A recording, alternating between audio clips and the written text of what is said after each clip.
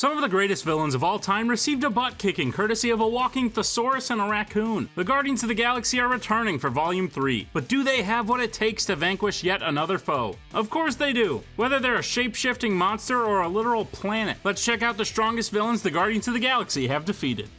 Born from Eternals with a deviant gene, Thanos is one special case that may have made for an ugly chin, but the fury and will to destroy half the population of the universe. Thanos is unbelievably powerful, and has done far more in the comics than he has in the MCU. His quest for the Infinity Stones took him on a dangerous path that unlocked secret universal knowledge to him. He has defeated Celestials and even once became the one above all. He can fight the Hulk one-on-one as well as Captain Marvel and the Scarlet Witch. He is just about every single hero's arch nemesis. It stands to reason that the Guardians of the Galaxy would have found themselves at odds with him at one point or another. This is especially due to his link to them, being Gamora and Nebula's adopted father, as well as Drax's sole reason for existing. Obviously, the Mad Titan is no easy victory, but even in the MCU, the Guardians of the Galaxy have already contributed to his defeat.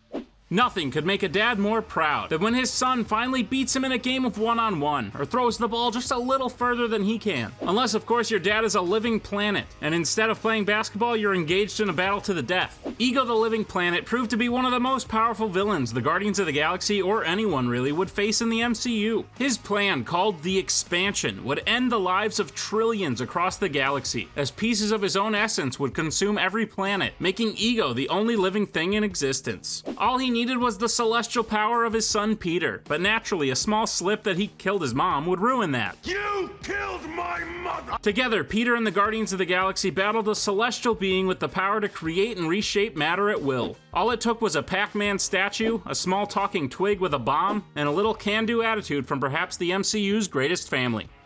At the start of Guardians of the Galaxy Volume 2, the Guardians were hired to fight a foe who may have been a little tougher than they appeared. The Obelisk was a multidimensional being capable of jumping through hyperspace at will, equipped with razor-sharp teeth and tentacles so it could consume large amounts of energy. Gamora was able to find a small cut and, well, turn it into a large cut, nearly ripping the giant beast in half. But up until that point, the hide of the Obelisk couldn't be pierced. Drax even got eaten by the thing. Since it was the opening battle and they treated it like Sunday morning brunch, you knew the Guardians would win, but make no mistake that the job they were hired for was no easy one. It probably didn't help that the whole fight was set to Mr. Blue Sky. That song would make a nuclear explosion seem like a happy occasion. Speaking of happy occasions, we have plenty more of those to provide to you. Be sure to like, share, and subscribe so you don't miss out on any CBR content. On to the rest of the list. The story of the Guardians of the Galaxy and Doctor Doom is certainly a complicated one. Plus, their victory over him is not so much a physical one, but instead a victory of the mind. And granted, when you're going up against possibly the smartest person in the universe, that's a victory worth bragging about. Doom was on a quest to retrieve a magical sword from a space emperor and former young Avenger, and naturally needed to be stopped. Instead of engaging him in a physical confrontation, Star-Lord actually used reverse psychology to sway Doom from his present course and actually take a totally different one. Not only was he able to stop him from doing this, but he actually convinced Doctor Doom to join him as an official member of the Guardians of the Galaxy. As far as victories go, this one is perhaps the most surprising, and therefore the most impressive. Doctor Doom is great, but everyone knows if you've crossed out this guy on your defeated villains bingo card, you've really made it in life. Though, in all fairness, the Guardians get more of an assist on this one. Galactus is one of the most powerful villains in Marvel Comics. His hunger is so insatiable that he will even eat the very planet you walk on. Guided by his herald, the Silver Surfer, Galactus has caused some of the greatest destruction the universe has ever seen. However, more often than not, the Surfer is actually looking to stop Galactus.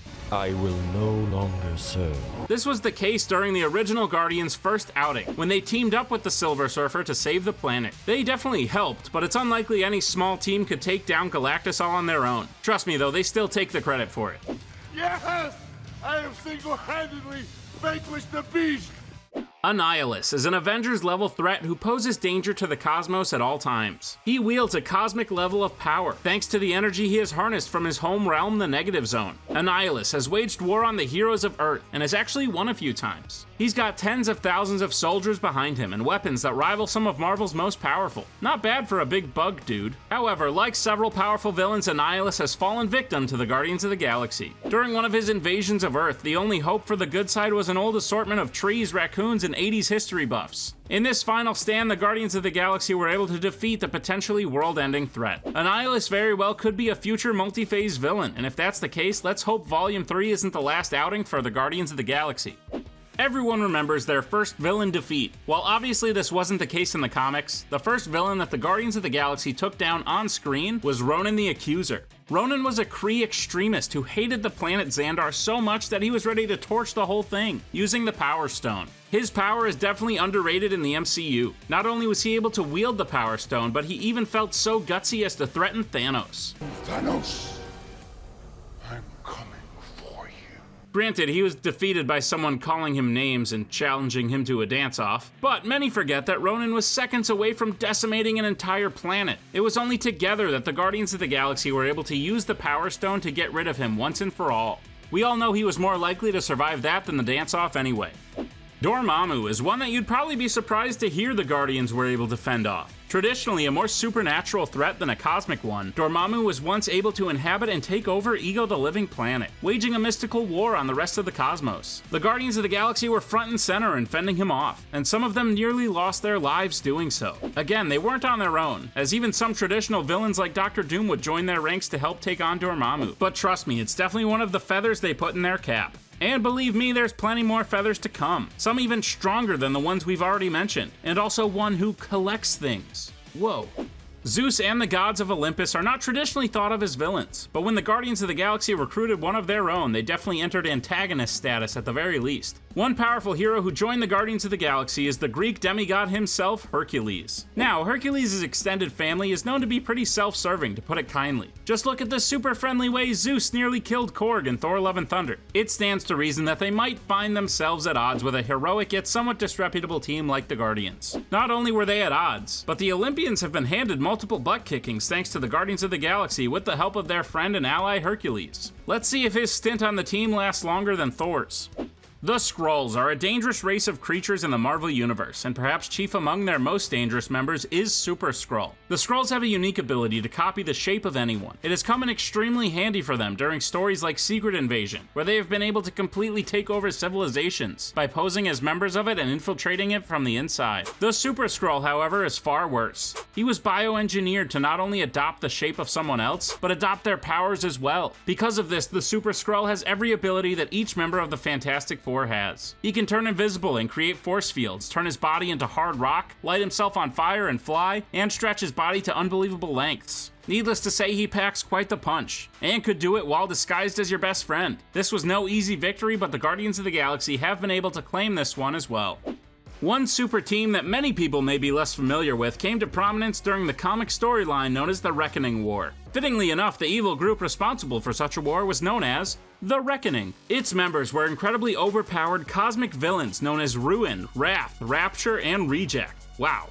Can you imagine being part of one of the strongest villainous teams in the cosmos and the other three nickname you Reject? I'm getting grade school dodgeball flashbacks. Anyway, these four used technology stolen straight from the Watchers, which allowed them to wage a cosmic war on the universe, only to come at odds with some of Marvel's greatest heroes, including past, present, and future members of the Guardians of the Galaxy. Many of them nearly lost their lives, but at the end of the day, good triumphed over evil, and the Guardians put another tally mark in the win column. Lady Marguerite Hellbender is an interesting case when it comes to the Guardians. She has popped up here and there in the comics, but really came to prominence in video game form. Prior to Marvel's Guardians of the Galaxy, Lady Hellbender was a superhumanly strong and durable foe with a pet beast and control over symbiotes. She had a nearly undefeated record, but once she became one of the main antagonists in a video game, you knew her time was up. I mean, what video game wouldn't let you beat the final boss at the end? Overall, she packs quite the punch, but when the code says so, even the galaxy's best heroes can take her down. If you thought Thanos was tough, just wait until you meet his offspring. Thane is Thanos' son and far more powerful than he could ever hope to be. Thane packs such a punch that even his own father sought to destroy him. Thane's powers allow him to cause instant death just by being in the vicinity of someone, thanks to powers he has absolutely no handle on. Besides that secret weapon, he has the physiology and fighting prowess of his father, something that shouldn't be taken lightly. Thanos hates his son so much that he even pitted him against the Guardians of the Galaxy in hopes to destroy him. While the Guardians weren't able to end him once and for all, they've definitely been able to take a few victories off the spawn of the Mad Titan. One of the Guardians' strongest adversaries often hides within the very shadows of their own ranks. The alternate personality to Adam Warlock is known as the Magus, and has possessed one of the biggest threats the galaxy has ever seen. Certain heroes and villains have even gone back in time to try to kill the heroic Adam Warlock as a child in order to prevent his insane alter ego from emerging. Given that the Guardians of the Galaxy eventually become good enough friends with Adam Warlock to add him to their ranks, anyone could have predicted that eventually they would have to deal with the Magus. Equipped with Warlock's cosmic ability, connection to the Soul Stone, and enhanced physical being, the Magus is one of their greatest enemies. And though it cost them dearly, the Guardians of the Galaxy, with Adam Warlock included, have been able to take down this literal manifestation of a moral conundrum. The Collector may come off as a bit of a goof in the MCU, but make no mistake that as an Elder of the Universe, he wields incredible power. And by definition, since that incredible power is almost always wielded for his own self-interest, that chalks him up in the villain category. In the MCU alone, the Guardians have already had multiple run-ins with the Collector. First, they nearly sold him a weapon capable of destroying planets, and now it appears as though they have purchased his old place of residence to be the new Guardians of the Galaxy headquarters. In the comics, the Guardians have often found themselves at odds with the Collector, and instead of doing backdoor shady deals for billions of units, they've actually had to engage in their favorite pastime of let's see who can hit each other harder. Overall, the Guardians have gotten the upper hand on the Collector, but make no mistake that one day that could all change. We've heard quite a bit about the Kree and the Skrulls, but no one sends any love to the Badoon. The Badoon is a race of creatures possessing true cosmic power. Their empire rivals the size and ability of that of both the Kree and the Skrulls. It's especially interesting that we haven't seen the Badoon appear on screen yet, given their prominence in the Guardians of the Galaxy history. It was a Badoon invasion that first formed both versions of the Guardians of the Galaxy. Fighting such an overbearing opponent bonded this team together for life. Overcoming their advanced weaponry and cosmic abilities was the easy part. Learning how to share one bathroom on a ship with 6 people? That's where the real challenge came in. Unfortunately, every villain that the Guardians fight is not always one that they're happy to engage in battle with. In fact, at times their fights hit real close to home, especially when one of their own turns against them. In one Warp World comic storyline, the Guardians find themselves at odds with perhaps their strongest member, Gamora. She used her power to collect the Infinity Stones and change reality, creating some awesome mashup characters in the process. The Guardians, as well as several other hero combinations, had to come together to defeat Gamora, but it was no easy feat. This might even play out again, given their proclivity for fighting. They all fought when they first met. Gamora gave Peter a knee where the sun don't shine in Endgame, and I'm sure there will be more violence to come. What could explain Gamora's willingness to turn on her friends in such a way? Well, probably something even worse. How about a being called Devondra? Devondra is a large cosmic monster trapped within the soul world of the Infinity Stone of the same name. Devondra has an ability to bend reality so much that the monster accidentally created an entirely new one. It was Devondra who manipulated Gamora into recapturing the Infinity Stones and fighting the Guardians in the first place. However, once they got their friend back, it was time to put the beat down. Devondra is not an easy villain to defeat by any means. Heck, even looking at the thing would give you nightmares for a while. Though at this point, that's the type of foe the Guardians of the Galaxy seem to specialize in. The tale of Michael Korvac is a crazy one. You know, the old legend, where a normal man from another universe basically turns himself into a computer and then gains unlimited knowledge and eventually the cosmic power of Galactus and the ability to hop multiversal realities. Korvac is in fact one of the strongest villains that not only the Guardians of the Galaxy, but just about every Marvel hero has ever faced. He attained near God status as a threat to the entire multiverse. The Guardians of the Galaxy even had to travel through time along with several other heroes to all converge on this one cyborg man who went from a desk job to near conqueror of the multiverse. In the end, however, the Guardians definitely played their part in ending the Korvac saga once, but probably not for all. The final entry is a little close to home for the Guardians, and we will actually be seeing it play out at a theater near you very soon. The High Evolutionary is a genius geneticist with a sadistic mind. He is so named for his experiments in trying to evolve lower beings to be better than they are, usually through pain and torture. He has even evolved himself to gain superior intellect, strength, and wisdom. It is for this reason he is one of the strongest enemies the Guardians have faced. That and his ability to get under Rocket Raccoon's skin. As his technical creator, you can imagine I mean that in more ways than one. However, through all the traumatic backstory and superior genetic engineering, the High Evolutionary has been and will be the latest in a long list of casualties at the hands of the Guardians of the Galaxy. No matter what the challenge is, I think the MCU's favorite family of misfits has got it in the bag. Who do you think is the strongest villain that the Guardians of the Galaxy have defeated? Comment your answer and get ready to head back to nowhere fast.